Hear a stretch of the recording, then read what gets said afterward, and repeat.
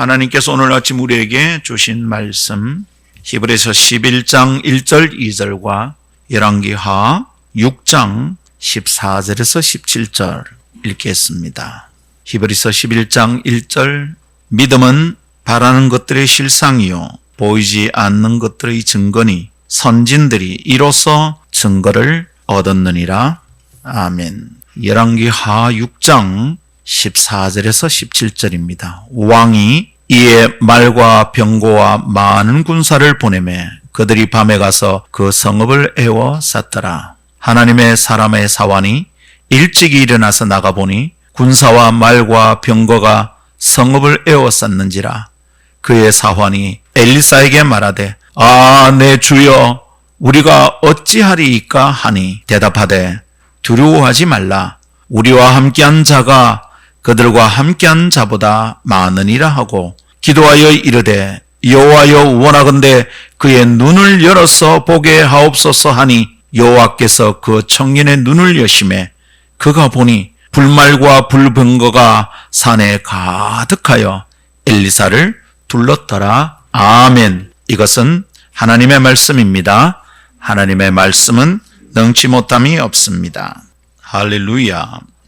1938년 9월 10일 잊을 수 없는 날이고 잊어서 안 되는 날입니다. 그날 평양 서문박교회당에서는 씻을 수 없는 이민족의 누추한 역사적 사건이 벌어졌습니다. 제27회 장로회 총회가 신사참배를 가결한 날입니다. 총회를 마치고 곧장 부총회장 김길창 목사의 인도로 평양 신사에 가서 공동 참배를 하였습니다. 부끄럽고 안타까운 일입니다. 한국교회는 그 사건으로 인하여 둘로 쪼개어졌습니다. 한쪽엔 신사참배가 국가의례이니 우상숭배가 아니라고 선언한 총회 결의를 따라 거리낌 없이 참배를 하는 자들이 있었고, 반대쪽엔 그것은 절대적인 우상숭배 행위다. 그래서 반대하는 소수가 있었습니다. 소수의 반대자들은 결사항쟁으로 맞섰고 말로 다할 수 없는 고초를 겪었습니다. 고문을 당하고 갇히고 매를 맞았습니다. 그 가운데 주기철 목사님 같은 분은 순교를 하시기까지 하셨죠. 그 가족들과 후손들도 오랫동안 큰 어려움을 겪었다는 것을 알고 있습니다. 그런데 신사참배의 가결에 앞장섰던 사람들은 어떻게 되었을까요? 대표적으로 한 사람만 예를 들어보겠습니다.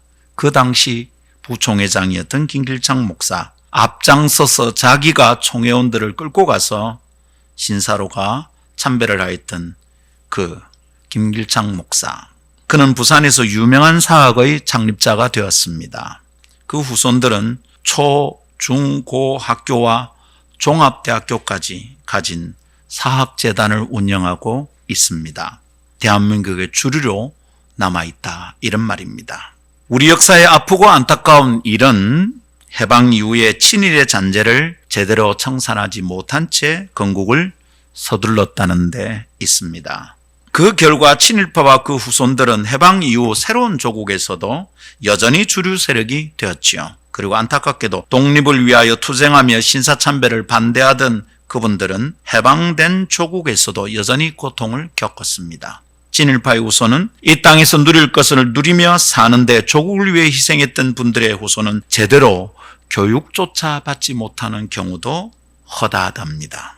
지난 주간 3.1절을 지나며 문득 그 총회 이야기를 떠올리고 그렇게 친일하였던 자들을 생각하며 묵상에 잠겼습니다. 좀 이상한 계산법이 있구나, 이런 것을 생각하게 되었습니다. 독립을 위하여 그리고 바른 신앙을 지키려고 헌신 희생하였던 분들이 새로운 시대와 나라에서는 허리를 좀 펴고 살았으면 좋았겠는데 그렇지 않았다는 거예요. 일제의 비호 아래 재산을 축적하고 떵떵거리며 살았던 이들은 마땅히 벌을 좀 받고 그들이 대가를 좀 치루었으면 좋겠는데 그렇지 않았답니다. 잘 살았대요. 이러면 계산이 틀린 것 아닌가? 계산이 잘못된 것 아닌가? 희생하고 견딘 분들이 손해를 봤잖아. 이 너무 안타까운 일 아닌가? 계산이 안 맞다 싶습니다. 여러분, 이렇게 계산이 안 맞으면 옳은 일을 위하여 자신을 드리는 결심이 힘들어지잖아요. 그런 것을 보면서 지금도 나는 어떻게 살아야 될까 고민이 되잖아요. 계산이 안 되는데, 계산이 틀린 것 같은데, 그런 계산법으로 그렇게 사는 것을 포기하고 싶습니다. 왜 나만 이렇게 고생해야 돼? 이런 마음이 생깁니다. 그러나 성도 여러분, 생각하고 또 생각하여 기독인은, 예수쟁이는 올곧은 삶을 살아야 하겠습니다. 포기해서는 안 되는 계산법이 있다는 것을 깨닫고 그 계산법을 굳게 붙들고 살아야겠습니다. 그래서 오늘은 포기하지 않을 계산법에 대해 말씀을 나누고자 합니다. 한번 따라합시다. 포기하지 않을 계산법. 다음 세 가지 묵상의 고리에 집중하여 말씀을 함께 묵상하며 나아가겠습니다. 첫 번째, 보이는 것만이 전부가 아닙니다. 두 번째, 보이지 않는 것까지 계산할 수 있어야 합니다. 세 번째, 하나님 보시는 것에 이르기까지 포기하지 맙시다. 이 세 가지 말씀을 나눌 때 하나님께서 주님의 성령을 통하여 우리 마음에 일하시고 깨닫게 하시기를 원합니다. 첫 번째 따라합시다. 보이는 것만이 전부가 아닙니다. 그렇습니다. 그 일제시대에 그런 엉뚱한 짓을 저지르고도 지금 그들의 후손들이 떵떵거리고 살고 있는 이런 그림들을 보면서 실망하거나 좌절하거나 그럴 필요 없습니다. 그리고 그것 때문에 우리의 결심이 흔들리고 우리의 걸음이 흔들려서도 될 일이 아닙니다. 왜냐하면 보이는 것만이 전부가 아니기 때문입니다. 올바른 답은 성경을 통하여 찾아야 한다. 늘 그렇게 목사는 외치고 있습니다. 인생길에는 질문투성이죠. 이거 왜 이러나? 이거 왜 이러나? 근데 거기서 열심히 살고 답을 찾아보려고 하지만 인생길에는 답이 잘 없어요. 질문투성이에요. 답은 언제나 성경 속에 있습니다. 우리가 오늘 주목할 답도 성경 속에서 찾는 거예요. 히브리 11장에서 시작하여 찾아봅시다. 오늘 우리가 읽은 히브리서 11장 1절 2절 다시 한번 볼까요? 믿음은 바라는 것들의 실상이요 보이지 않는 것들의 증거다. 선진들이 이로써 증거를 얻었다. 이렇게 얘기합니다. 믿음은 바라는 것들의 실상이고 보이지 않는 것들의 증거다. 네, 잘 보십시오. 이 말씀을 가만히 묵상하면 성경이 뭘 얘기하고 있는지 우리가 깨달을 수 있습니다. 성경이 뭘 얘기하고 있죠? 성경은 믿음으로 살아가는 삶에 대하여 말하고 있습니다. 믿음은 보이지 않는 것들의 증거랍니다. 보이지 않으면 없다고 생각하잖아요. 증거가 어디 있나? 내한테 한번 보여봐라. 사람들은 그렇게 얘기합니다. 그럴 때 증거는 무엇입니까? 눈에 보이는 것이 아니라 믿음입니다. 믿음이 보이지 않는 것들의 증거랍니다. 가만히 이런 말씀을 묵상해 보면 말씀이 지금 두 세계에 대하여 말하고 있다는 것을 알게 됩니다. 두 세계가 있어요. 어떤 세계입니까?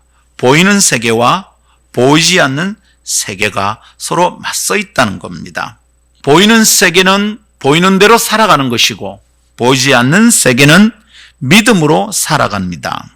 그러니까 믿음의 세계와 그냥 눈에 보이는 세계가 맞서 있는 거죠. 보이는 세계는 우리가 잘 알고 만지고 살아가는 일상의 세상입니다. 이 보이는 세상에서 통하는 계산법이 있잖아요. 어떤 것들이죠? 눈에는 눈, 이에는 입니다. 오른밤 맞으면 나는 양 싸다기를 때리는 겁니다. 목소리가 큰 놈이 이기는 겁니다.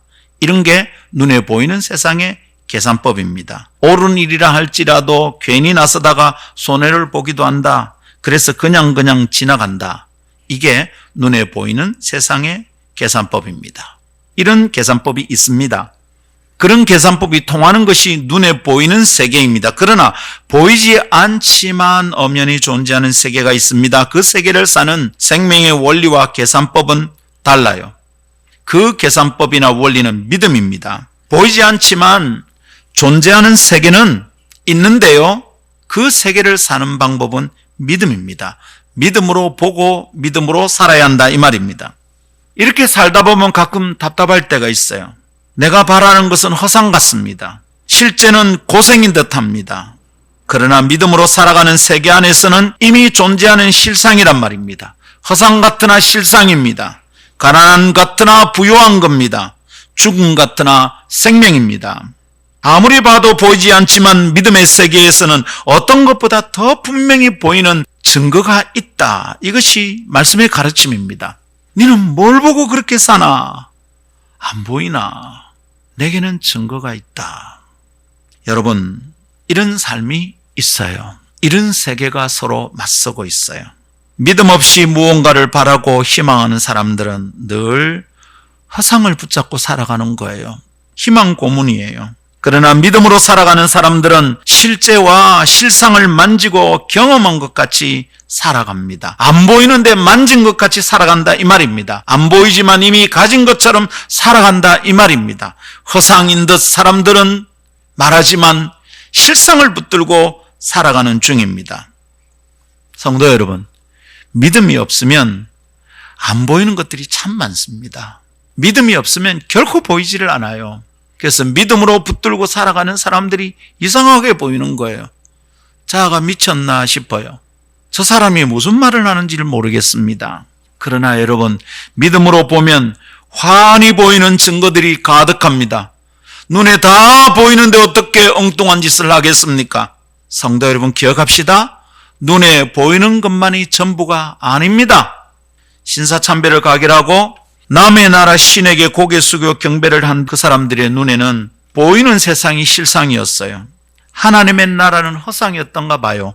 예수를 믿는다 말하고 하나님이 어떤 분이나 설교하던 목사들이 그 짓을 저질렀습니다.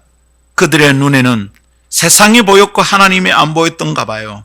그래서 그들은 눈에 보이는 대로 따라갔겠습니다. 보이는 것만 전부라고 생각하며 살았던 사람들에게 눈에 보이는 나라와 그 힘은 굉장히 커 보입니다. 일본 제국주의는 작고 힘없는 조선에 비하여 너무 거대한 나라였을 겁니다. 그래서 보이는 대로 따르는 것은 어쩌면 자연스럽고 당연했을 겁니다.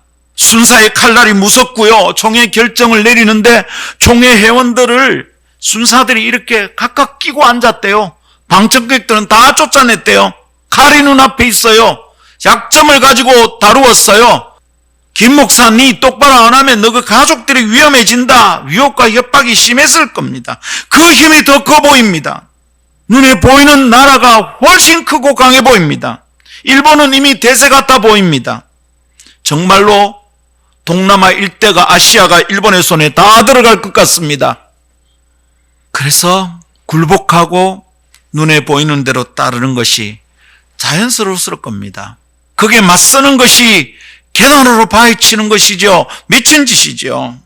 그러나 성도 여러분, 보이는 것이 전부가 아닙니다. 보이는 것이 전부가 아니라는 믿음으로 살던 사람들은 보이지 않는 나라의 주인에게 충성하며 살아야 했습니다. 눈에 보이는 나라의 권세가 아무리 위세를 떨치고 그 힘이 아무리 거대해도 거기에 굴복할 수 없었습니다. 일본 순사의 칼날이 시퍼렇게 목에 들이닥쳐도 거꾸로 매달아 놓고 코에 고춧가루 탄 물을 갖다 부어도 손톱 밑에 바늘을 찔러도 벤치로 손톱을 뽑아내도 생이빨을 뽑아도 그들은 그 눈에 보이는 힘 앞에 굴복하지 않았습니다. 왜요? 보이지 않는 세계가 있기 때문입니다. 보이지 않는 그 세계의 주인에게 충성해야 했기 때문입니다. 그래서 우상에게 굽혀 절할 수가 없었습니다. 그것이 옳다 이렇게 말할 수가 없었습니다.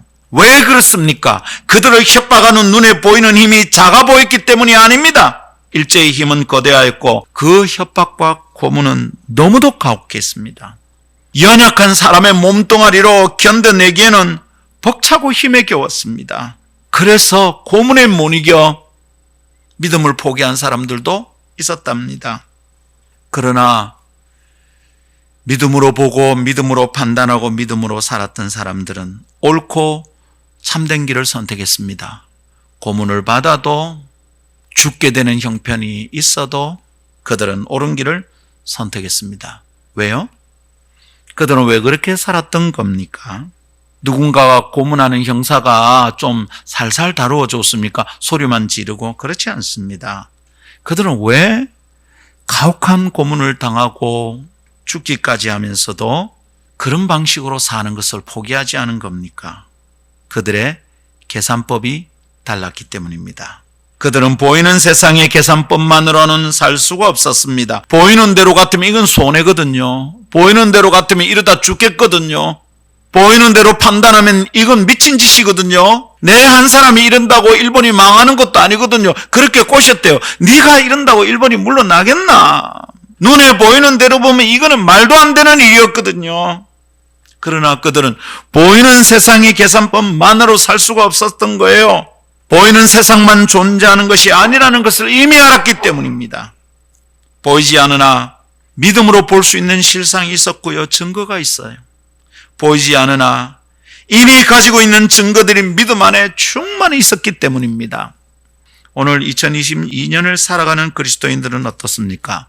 우리도 보이는 것들 속에 지금 살고 있습니다. 그래서 여러분, 보이는 세상 속에서는 돈이 모자라면 안 되고요. 힘이 없으면 무시를 당해요. 학벌이 없으면 창피스러워져요. 눈에 보이는 것들 속에 우리는 살고 있어요. 그렇게 계산하는 사람들 속에 살고 있어요. 그래서 자칫하면 보이는 것들이 힘세 보이고 보이는 것들만 존재하는 줄 착각하고 살게 됩니다. 그러나 믿음으로 생각하고 살피면 보이는 것이 전부가 아니라는 것을 깨닫게 됩니다.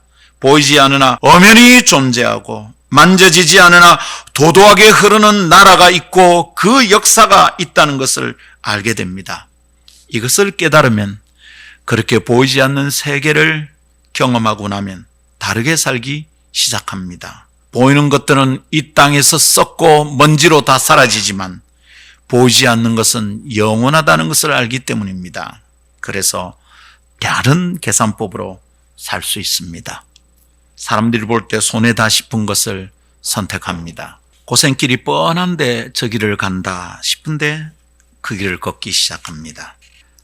다른 계산법으로 인생을 판단합니다.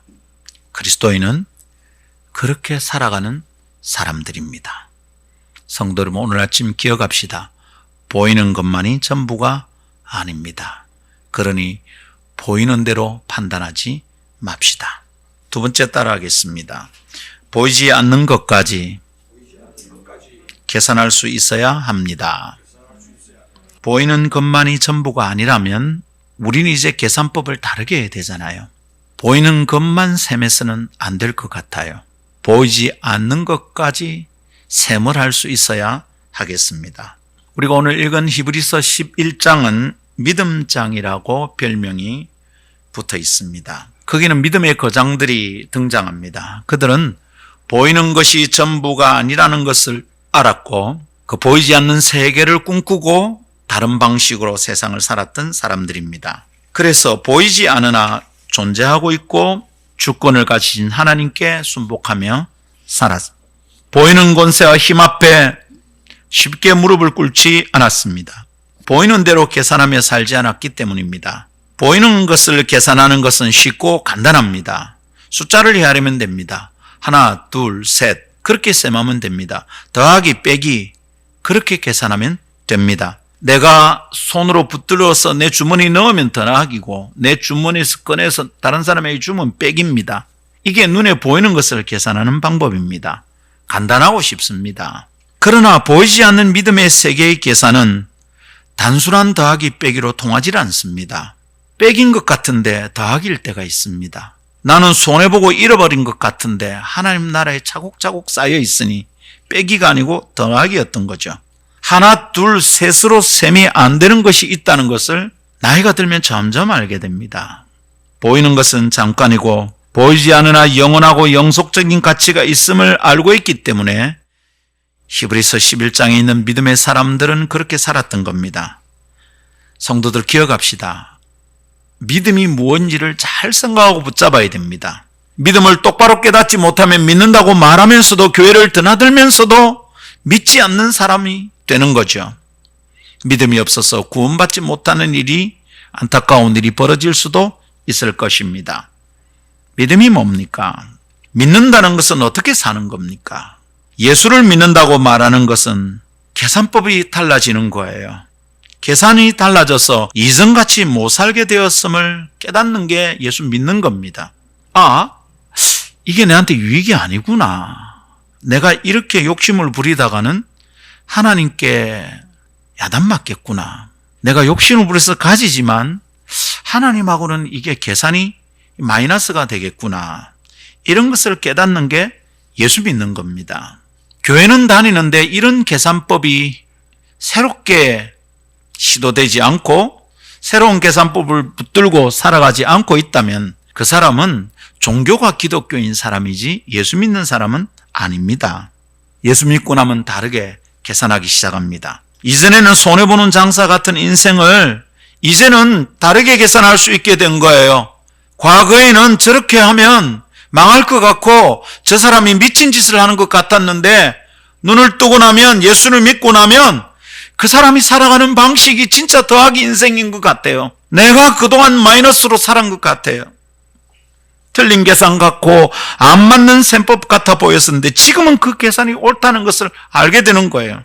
그래서 다르게 살기 시작하는 겁니다. 그것이 믿음이고요. 그것이 헌신이고요. 그게 충성입니다.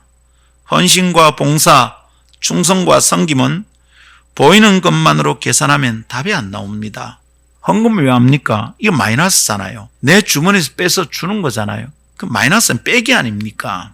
집에 있는 가계부에는 그거는 마이너스의 기록이 되는 거죠. 그 오른쪽이 기록해야 되는 거잖아요. 월급 받으면 왼쪽이 기록이 됩니다. 더하기입니다. 헌금하면 오른쪽이 기록을 해야 돼. 마이너스입니다.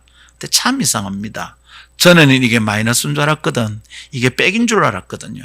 그런데 주님께 드리는 그것이 빼기가 아니라 더하기라는 것을 자꾸 알게 되는 거예요. 그러면 어떻게 되죠?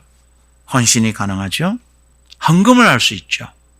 봉사가 가능하죠. 내 시간을 떼내서 다른 사람을 섬기는 일이 가능해지는 것이죠. 그런데 여러분, 눈에 보이는 대로 계산하는 사람은 답이 안 나와요. 이렇게 할 수가 없어요.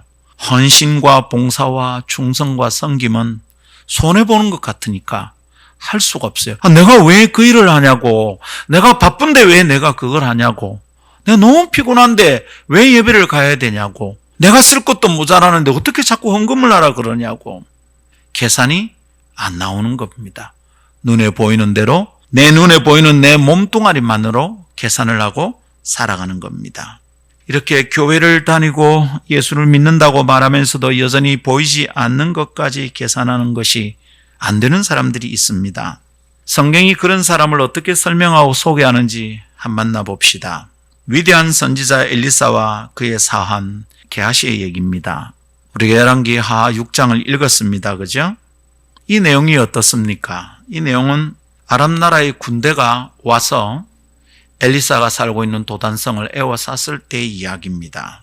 이 엘리사의 종 사환 게하시가 아침에 밖에 나가보니까 난리가 난 거예요. 어떻게 된 겁니까? 아람 나라 군대가 빽빽하게 몰려와서 이 성을 둘러싸고 있는 겁니다. 그걸 봤어요. 이 청년 게하시는 눈이 좋은 사람이었습니다. 그 눈이 잘못 본 게 아니고요. 그 눈이 실수하지 않았어요. 도단성을 둘러싼 아람 나라의 군대는 많았어요.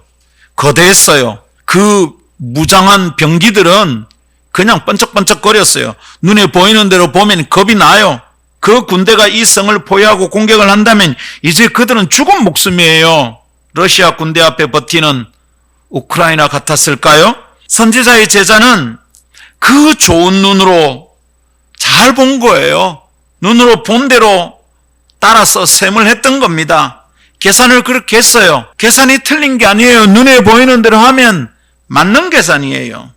근데 그렇게 계산하고 보니까 기가 막히는 거죠. 이 군대가 우리를 죽이러 왔구나, 잡으려고 왔구나. 그 좋은 눈으로 보고 계산하니까 답답합니다. 그래서 단식합니다. 아, 내 주여, 우리가 어찌하리까? What can we do? What can I do? 이렇게 탄식할 때가 참 많잖아요. 내 이제 웃잡고 이럴 때가 많잖아요. 눈으로 보는 대로 계산하면 답이 없어 보이거든요. 이제 웃잡고, 이 청년이 그런 겁니다. 이제 웃잡고, 내 주여 내가 어찌하겠습니까? 이제 우리는 어찌합니까? What can we do? 이제 웃잡니까? 우리는 망했습니다. 우리는 죽었습니다. 여러분, 이 게하시가 본 게 틀렸습니까? 틀리지 않아요. 게하시의 선법이 맞아요, 여러분. 보이는 대로 계산하면 그런 거예요. 눈으로 보이는데도 계산하는 사람은 매일 이러고 살아요. 웃잡고 What can I do? What can I do? What can I do? 내 이제 웃자면 좋노. 눈으로 보이는 대로 계산하고 살면 그렇습니다. 그런데 선지자의 말이 다릅니다. 선지자의 말이 뭐라는지 보십시오. 우리와 함께한 자가 그들과 함께한 자보다 많으니라. 할렐루야. 엘리사의 말입니다. 우리와 함께한 자가 그들과 함께한 자보다 많으니라. 헐, 이게 도대체 무슨 말입니까? 도대체 이 영감님은 무슨 기준으로 이렇게 계산을 한단 말입니까? 우리와 함께한 자가 자들보다 더 많다니. 아니, 우리와 함께한 자가 누구란 말인가? 게하시의 눈에는 안 보여요. 아람 나라 군대만 보여요. 그 청년의 눈에는 자기와 함께하는 자들이 있는지 가늠할 길이 없어요. 눈에 보이는 것은 아람 나라 군대예요. 계산이 안 돼요. 셈할 수가 없어요. 눈에 보이지 않으니까 그런 거야. 여러분, 이 청년과 우리와 무엇이 다릅니까? 우리도 그 청년 상황같이 살지 않았던가요? 보이는 것을 우리가 주눅 들어요. 내보다 한 칸만 위에 가 있는 사람처럼 보이면 그 사람 앞에 그냥 굽실거려야 돼요. 보이지 않는 것을 붙들고 믿음으로 산다는 것이 보이는 것만 있는 세상 속에서는 황당하기만 해요. 사기치는 것 같아. 목사는 사기꾼 같아. 그저 그것은 전설 속 인간들이나 사는 방식 같아 보입니다. 여러분, 히브리서 11장에 나오는 사람들은 신화나 전설 속에 있는 사람이 아니고 역사적 인물들이었어요. 어떻게 그렇게 살았을까? 실제 삶에서 그렇게 살다가는 쪽박차기 안성맞춤이죠. 목사님, 그렇게 건축 헌금하고 성교 헌금하고 그렇게 11조 하다가는 노후 대책도 없이 그래 은퇴하가 웃잘라고 그럽니까? 쪽박차기 안성맞춤입니다. 그렇게 누구 학비 대주고 누구 전세금 빌려주고 그래 사타가 목사님 노후 대책이 없는 거 아닙니까? 맞습니다, 여러분. 그 눈에 보이는 계산법이 그게 맞습니다. 그래서 말입니다. 성경이 말하는 방식이 틀린 것처럼 보입니다. 그래서 그 말씀대로 살지 못하게 됩니다. 왜 이렇습니까? 심각한 문제가 있죠. 뭐죠? 보이지 않으니까 그렇습니다. 보이지 않으니까 보이는 것만 계산하는 거니까요. 눈에 보이지 않는 것을 계산할 수가 없잖아요. 보이는 대로 살아가는 사람은 보이지 않는 것을 계산하는 방법을 몰라요. 보이지 않는 세계와 보이지 않는 것을 셈하는 계산법이 있다는 것도 모르고 살아가요. 안 보이니까 그래요. 자, 이제 이 청년이 어떻게 되는지 봅시다. 선지자가 기도합니다. 기도하여 이르되 여호와여 원하건대 그의 눈을 열어서 보게 하옵소서. 엘리사가 기도했습니다. 여호와여 원하건대 게하시의 눈을 열어서 보게 하여 주세요. 기도했어요. 그리고는 하나님께서 이 청년의 눈을 열어주셨어요. 어떻게 되죠? 이제 보이는 겁니다. 여호와여 눈을 열어주세요. 기도하고 주님이 응답하셔서 하나님께서 게하시의 눈을 열어주니까 이제 그때 보이는 거예요.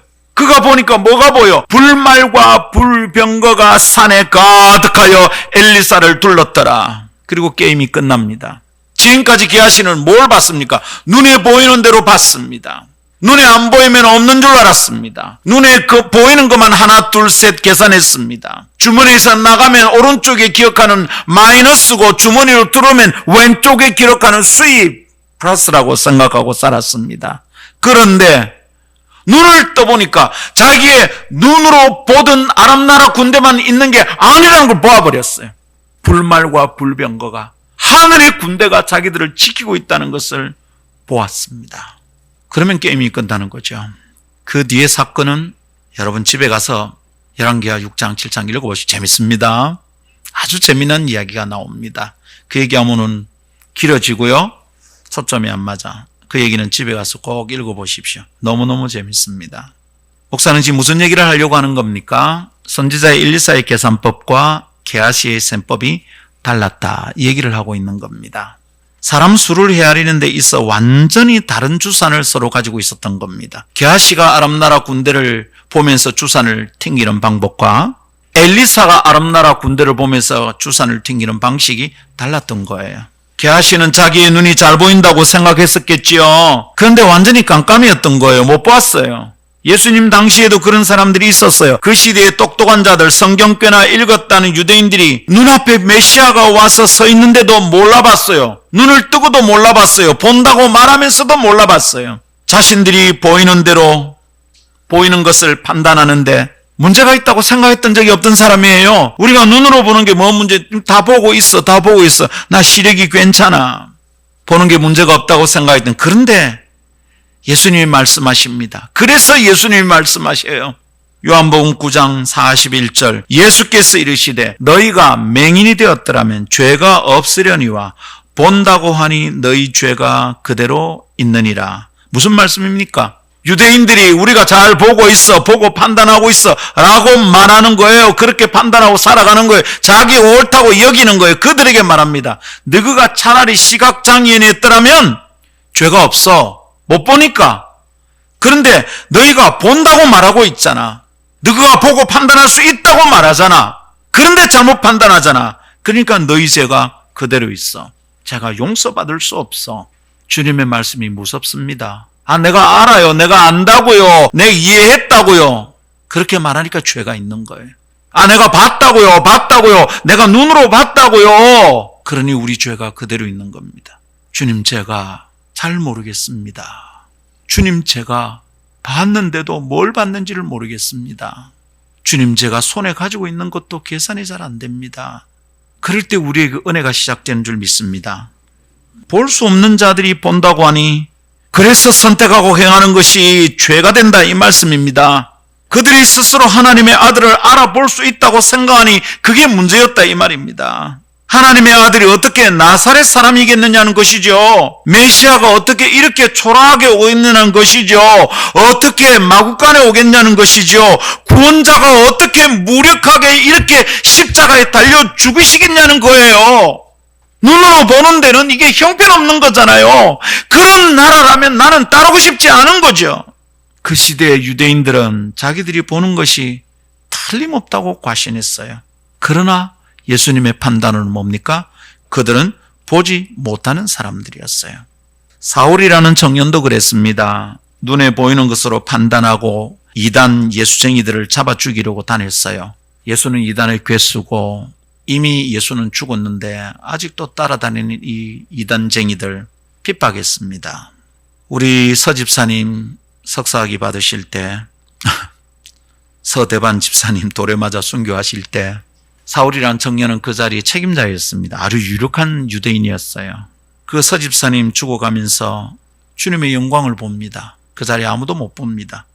돌에 맞아 죽어가는데 환하게 웃습니다. 완전히 다른 사람입니다. 정신 나간 사람이죠. 왜 이렇습니까? 다른 사람은 안 보이는데 자기 눈에 보이거든. 주님의 영광을 볼 때 곁에서 지키던 이 책임자 청년 사울의 눈에는 보이지 않았습니다. 그는 보이는 대로 판단하고 세마는 상황이었으니 보이지 않는 하나님의 영광을 보는 스데반의 기쁨을, 그 찬란함을 이해할 수가 없었습니다. 미쳐서 저 이단들은 원래 저래. 돌멩이로 쳐 죽여라. 이렇게 될 수밖에 없었습니다. 그러나 어느 날 다마스커스로 예수를 믿는 사람들을 잡아 죽이려고 닫은 그 길에서 예수님을 만납니다. 예수님의 음성을 듣습니다. 죽어서 사라진 존재라고 생각했는데, 부활이 거짓말이라고 생각했는데, 그 길에서 빛에 눈이 멀고 꼬꾸라지고 하늘부터 들리는 그 압도적인 음성을 듣습니다. 사울아, 사울아. 엎드려집니다. 깨어집니다. 삶이 달라집니다. 그리고 그의 눈에서 비늘이 떨어져 나갑니다. 그때서야 비로소 보이기 시작합니다. 스데반 집사가 보던 영광이 지금의 찬란함과 좋게 비교할 수 없다는 것을 이해했습니다. 내가 지금 고난을 받아도 장차 받을 영광과 좋게 비교할 수 없으니 이 길을 걸어간다. 이상한 인간들이다 손가락질에 다른 방식대로 그가 그렇게 살기 시작한 겁니다. 보이지 않던 것이 보이기 시작하자 다른 계산법이 있다는 걸 깨달았던 거예요. 그래서 다 버려두고 예수님을 따르는 새로운 삶을 살게 되었습니다. 율법 최고 학자, 유대인 중에 유대인, 학자 중에 학자였던 가말리엘 문화에서 배웠습니다. 그도 그 선생의 대를 이뤄 유대인 중에 유대인으로 살 수 있는 기회가 있었습니다. 떵떵거리고 살 수 있었습니다. 좋은 옷을 입고 살 수 있었습니다. 근데 그것을 다 포기하고 예수를 따릅니다. 자기가 핍박하던 예수를 따라서 살게 됩니다. 그의 존재와 이름이 달라졌습니다. 사울은 사라지고 바울이 살게 되었습니다. 기독교의 역사는 예수님의 말씀으로 시작되었지만 바울이 세운 신학적 단단함으로 견고해졌다, 이렇게 말하는 사람들이 있습니다. 사랑하는 주님의 사람들이여, 오늘 우리는 어떻게 살고 있습니까? 아직까지 우리가 눈에 보이는 세상 속에서만 살고 있는지요? 우리는 보이지 않는 것까지 계산할 수 있어야 하겠습니다. 보이는 대로만 살아가다가 안타까운 결과를 남기는 사람들 사이에서 다른 계산법으로 셈하며 다른 선택을 하며 살 수 있어야겠습니다. 보이지 않는 것까지 계산할 수 있어야겠습니다. 이 계산법에 눈을 뜨면 황당하고 이상해 보이던 사람들의 발걸음이 멋있어 보입니다. 그들의 삶의 아우라가 느껴집니다. 성도 여러분, 내가 잘 보고 있다고 착각하지 맙시다. 눈에 보이는 대로 계산하는 것은 산수를 조금만 배운 사람이면 다 할 수 있습니다. 그러나 보이지 않는 세계 계산법이 있다는 것을 기억해야 합니다. 마이너스인데 플러스가 있고 더하기인데 빼기가 되는 것이 있더라고요. 깨닫고 나니 사람이 말려도 그 길을 가게 됩니다. 목사님, 그러다가 옷 잘라고 그럽니까? 근데 내가 본 게 있는데 어떻게 다시 과거처럼 살 수 있단 말입니까? 성도 여러분, 그러니 오늘 아침 내가 보고 있어요, 내가 알아요. 목사님, 너무 그렇게 간섭하지 마세요. 그거는 내가 전공이에요, 내가 똑똑하게 알고 있어요. 내가 잘 보고 있다고 착각하지 말고 온전하게 보고 믿음으로 판단하고 선택하는 자리에까지 나아갑시다. 할렐루야. 마지막 세 번째, 따라하십시다. 하나님 보시는 것에 이르기까지 포기하지 맙시다. 하나님 보시는 것에 우리가 이를 때까지 포기하지 맙시다. 우리가 알고 있는 춘원 이광수는 3.1 독립선언 전에 동경에서 있었던 28선언문의 내용을 썼던 사람입니다. 독립운동을 하던 지성민족 지도자였죠. 그런데 이광수가 변절을 합니다. 해방을 얼마 안 남겨놓고 변절을 합니다. 역사를 보면 1945년이 다가올 때 일본이 전 세계를 지배할 거라고 사람들에게 믿음이 점점 커졌어요. 그리고 조선의 해방은 깜깜하구나 생각했습니다. 눈에 보이는 세상이 너무 커 보이고 너무 강력해 보였거든요. 그래서 여러분, 1944년 후반기부터 1945년 들 때까지 1944년 어간에 변절자들이 그렇게 많았답니다. 한 1년만 버텼으면 해방을 봤을 텐데, 일본이 망하는 것을 봤을 텐데 그걸 못 깼던 거죠. 변절이 심했답니다. 믿음의 사람들도 그렇습니다. 여러분, 핍박의 때가 오고요, 이 땅에서 고통하는 삶을 사니까 우리가 마침내 봐야 될 것을 눈앞에 두고 신앙의 변절이 오는 겁니다. 어리석은 일들을 하는 겁니다. 눈에 보이는 대로 판단하니까 이게 망할 것 같거든요. 근데 우리는 망하지 않습니다. 작년 1년 우리 교회는 정말로 하나님의 시험 무대에 올랐던 교회였습니다. 2020년 말에 목사가 감염되고 교인들은 떠나고 사람이 얼마 없어 완전히 개척 교회예요. 10명도 안 되는 성도들이 남았습니다. 여러분, 월세 150만 원 누가 냅니까? 어떻게 살 수 있습니까? 눈으로 보는 대로 계산하면 답이 없습니다. 와, 이거 망하겠구나, 깔아앉기 전에 떠나자. 그래서 사람들이 떠났던 겁니다. 근데 성도 여러분, 말해보십시오. 작년 한 해 우리가 망했습니까? 천만에요. 이상한 일들이 너무 많이 일어났어요. 김영환 집사님, 재정 담당이니까 한번 말해보세요. 우리 교회 장부, 우리 교회 재정, 우리 교회 통장 어떻게 됐습니까? 작년에 망했습니까? 부도났습니까? 아니잖아요. 우리가 공동회의를 재정 결산을 하면서 우리 모두가 깜짝 놀랐습니다. 이게 뭔가? 이게 뭔가? 그 계산의 결과는 우리가 계획했던 게 아무것도 없어요. 목사가 여기저기 가서 구걸한 게 아니에요. 그래서 돈 받아온 게 아니에요. 근데 기가 막힙니다. 뜬금없이 500만 원이 들어오고 300만 원이 들어오고 어떻게 된지 이해할 수가 없습니다. 약속을 했으면 그 돈이 올 거라고 기대하고 있겠죠. 눈으로 보는 것으로는 우리는 망하는 거였어요. 교회 문 닫아야 되는 거였어요. 근데 여러분 1년 넘어 이상 버텼습니다. 하나님이 보시는 그것을 우리도 볼 때까지, 하나님이 보시는 것에 이르기까지 포기하지 맙시다. 믿음으로 보고 계산하는 삶을 결코 포기하지 맙시다. 그렇게 하려면 하나님이 보시는 관점으로 보는 훈련을 해야겠습니다. 하나님이 보시는 것에 도달할 때까지 볼 수 있기를 갈망하며 그 눈과 마음을 훈련해야 하겠습니다. 믿음으로 보고 믿음으로 사는 것을 훈련해야 하겠습니다. 2달이 지났습니다, 여러분. 올해 새로운 꿈을 가지고 시작했습니다. 어디선가 새로운 식구들이 찾아올 거야. 우리가 견딜 만큼 견뎠잖아. 근데 얼른 나타나지 않습니다. 2달 동안 새롭게 오는 사람이 아무도 없었습니다. 3월 들어서 이제 셋째 달 내려서 오늘 한 사람 왔습니다. 환영합니다, 우리 현상 형제님. 2달 동안 아무도 안 왔어. 이제 한 명 왔어. 여러분, 눈에 보이는 게 잘 없네요. 그래서 지금 또 포기하고 싶어지는 거야. 작년 안에 어쩌다 버텼는데 올해까지 버티겠나, 문 닫는 게 낫지 않을까 싶은 마음이 누군가의 마음에 들지도 모르겠습니다. 그냥 조심하십시오. 하나님이 보시는 것이 교회를 문 닫는 것이라면 닫아야 합니다.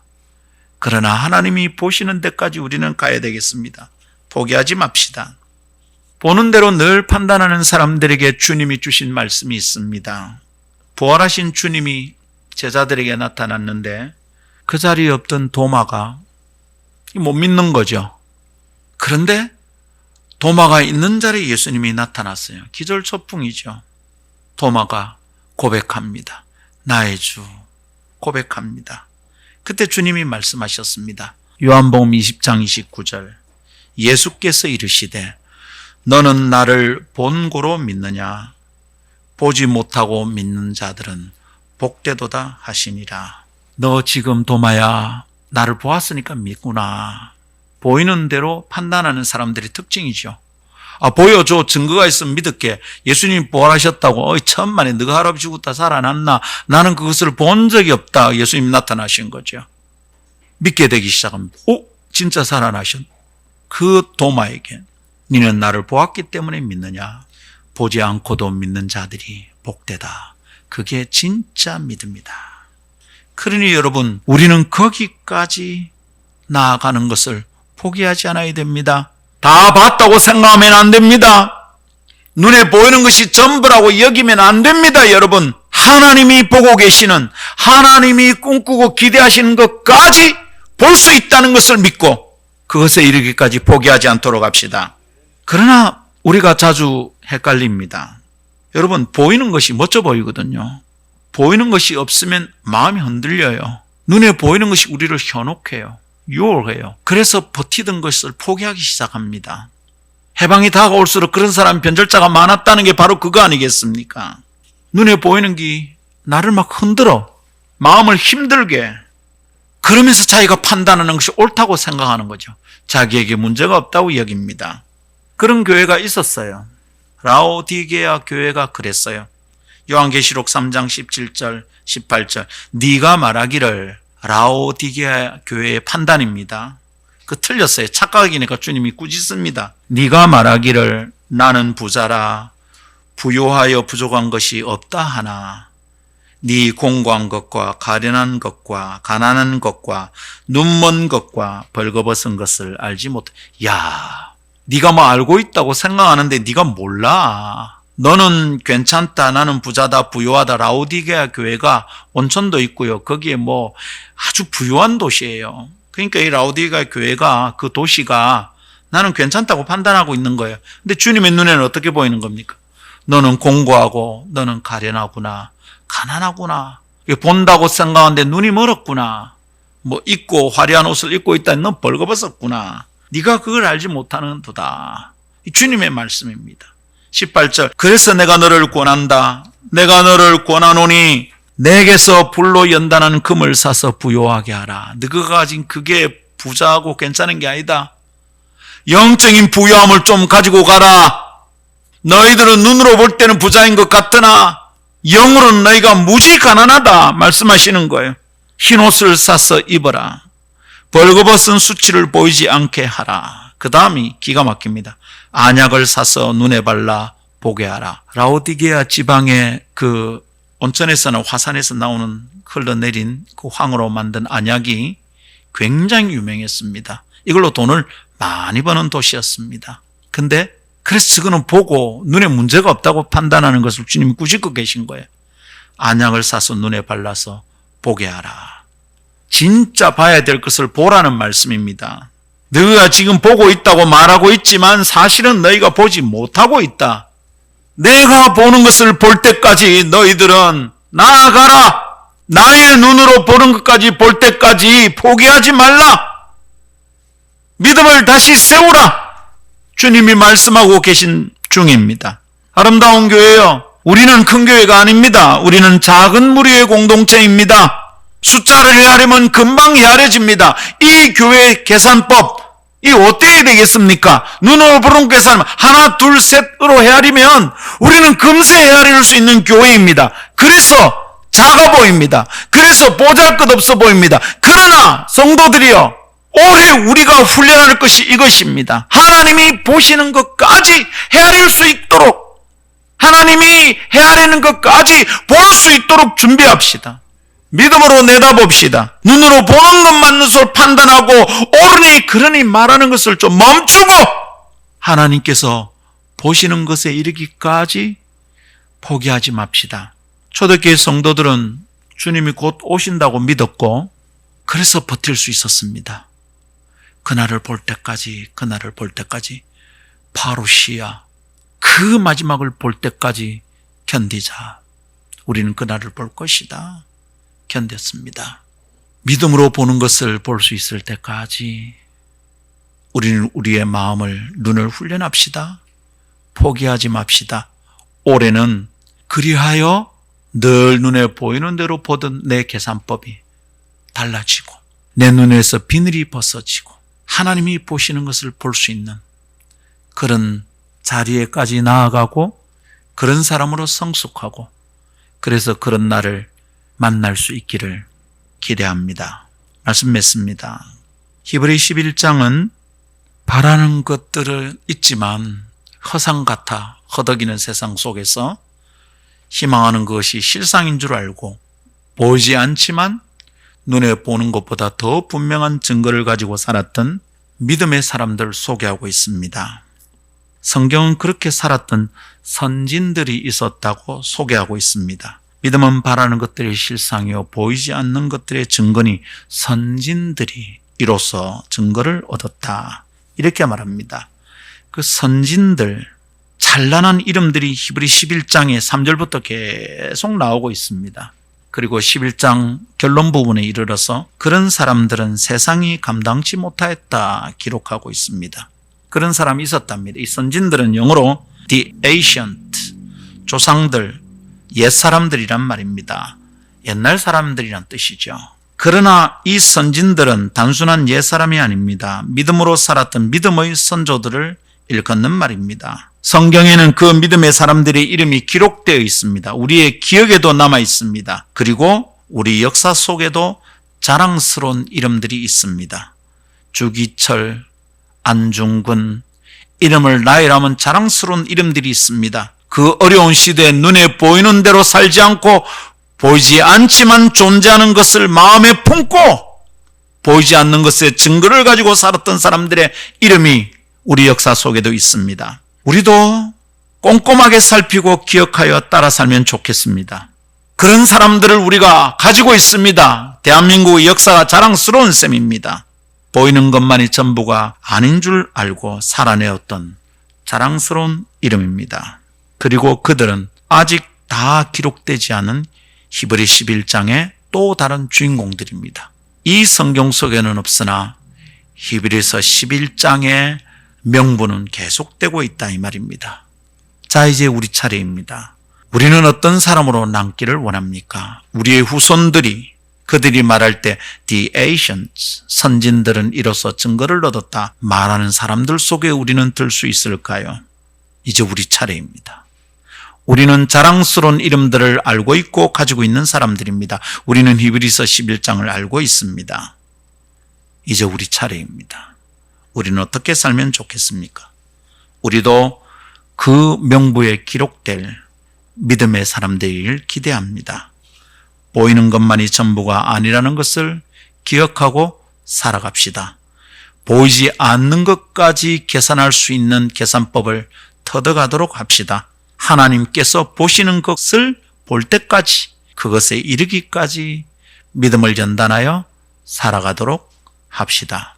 우리도 예수 그리스도의 은혜와 역사의 주관자, 참된 왕이신 하나님 아버지의 놀라우신 사랑과 성도의 마음을 잔잔히 감동하시며 진리를 깨닫게 하시는 성령님의 교통하심이 주의 말씀을 붙들고 눈에 보이는 대로 살지 않고 보이지 않는 것까지 계산할 수 있는 사람이 되리라 결심하는 너희 온 무리와 함께 있을지어다. 아멘.